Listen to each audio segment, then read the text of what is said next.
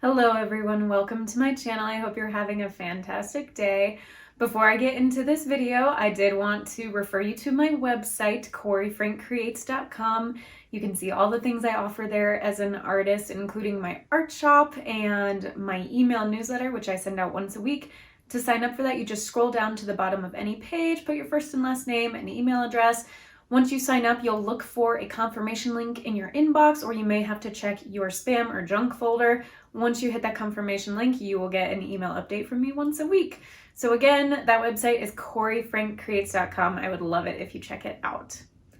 So today's video, I just had a super fun time doing a butterfly painting with a bunch of bright, bold colors. And I am excited to just kind of walk you through some of my process, the colors I worked with, and things like that. So I'm gonna go ahead and jump right into it. So this is a pretty quick time lapse. I condensed it down quite a bit, but you can tell I started with a light under sketch, and just to make sure all the proportions were correct, and I used a reference image to draw this from. It's linked in the description, so if you want to see what that original image looked like, you can go ahead and take a look at it. It's from unsplash.com. They have copyright-free images on there. So beautiful, beautiful photo by the photographer. And I'm focusing to begin with on the flower here. And I mixed up some alizarin crimson and quinacridone rose. And to be honest, it didn't quite have the level of pink that I wanted. It was almost a little more reddish in tone. So I added a little bit of ultramarine blue a couple times to it as well. And that still didn't quite get it there. I think if I wanted a true pink, like carnation pink, I would have to buy a paint that was already that color from the tube. I just have not done that. But it was close enough with the mixing. So that's what that was. And then the green was mostly sap green.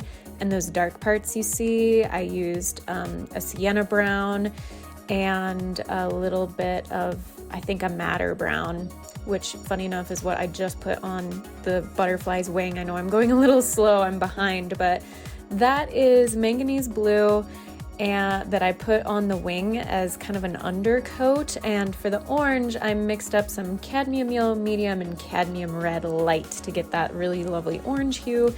And you can tell that I put the light colors like the orange and very, very faint yellow ochre, very watered down yellow ochre, and a little bit of cadmium yellow medium for those white spots. They're not pure white, they're almost a kind of tannish yellow.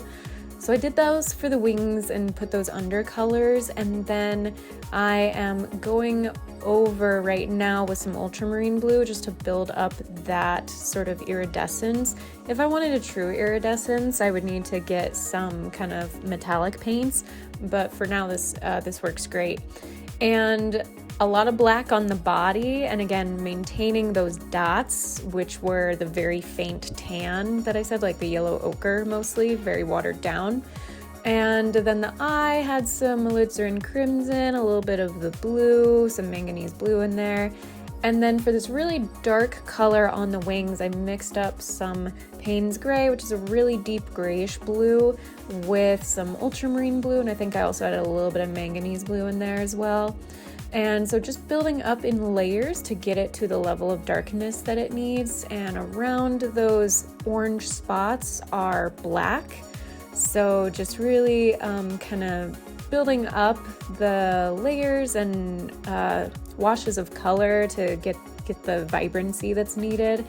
And then that top wing has some really beautiful purple, so I added some alizarin crimson, I think a little bit of quinacridone rose to the ultramarine blue, along with some of the Payne's Gray to get that really deep, rich hue. And you can tell that this wing on the left side, I left a little more abstract. It's kind of starting to fade off into these very bright clouds of smoke, which was just a ton of fun. That was kind of once I got all the detail accurate and correct on the flower and the butterfly, I just went to town and had fun.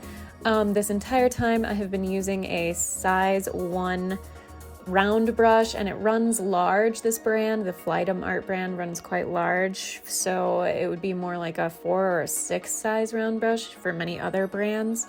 But anyway, it comes to a very nice fine point, so I was able to use that for most of the detail.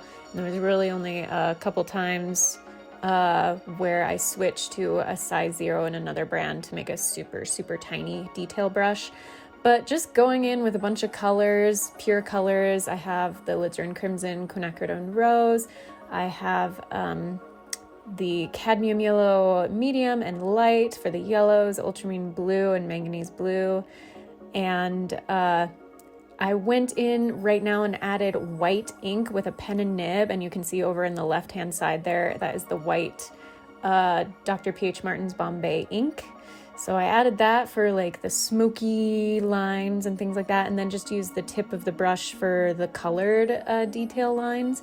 Then I just went ahead and splatted a bunch of color on there, all different ones, and added some final details. I realized I need to darken the back body of the butterfly. Tried to get some white ones on there, added the signature, and then there is the final piece.